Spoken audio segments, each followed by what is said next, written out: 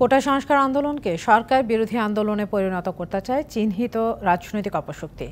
তারা ছাত্র সমাজকে সরকার বিরোধী শক্তি হিসেবে দাঁড় করাতে চাচ্ছে, এমন মন্তব্য করেছেন আওয়ামী লীগের সাধারণ সম্পাদক ওবায়দুল কাদের। আর পররাষ্ট্রমন্ত্রী বলেছেন, কোনো রাজনৈতিক অপশক্তি শিক্ষার্থীদের আবেগকে যেন প্রভাবিত করতে না পারে সেই বিষয়ে কাজ করছে সরকার।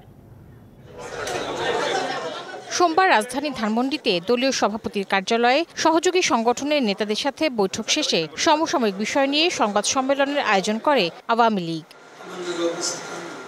এ সময় আওয়ামী লীগ সাধারণ সম্পাদক বলেন, কোটা বিরোধী আন্দোলনের আড়ালে রাজনৈতিক স্বার্থ চরিতার্থ করতে চাচ্ছে বিএনপি, জামাত ও তাদের সমমনারা। ছাত্রদের কোটা সংস্কারের আন্দোলনকে চিহ্নিত রাজনৈতিক অপশক্তি সরকার বিরোধী আন্দোলনে পরিণত করতে।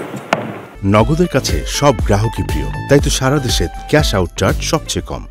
তারা সমগ্র ছাত্র সমাজকে সরকারের বিপক্ষ শক্তি হিসাবে দাঁড় করানোর অপচেষ্টা করেছে।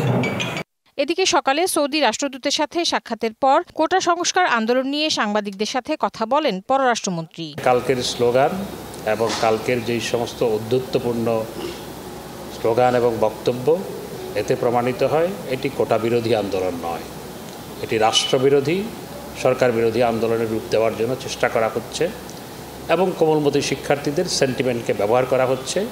Tahsina Jesy, DBC news, Dhaka.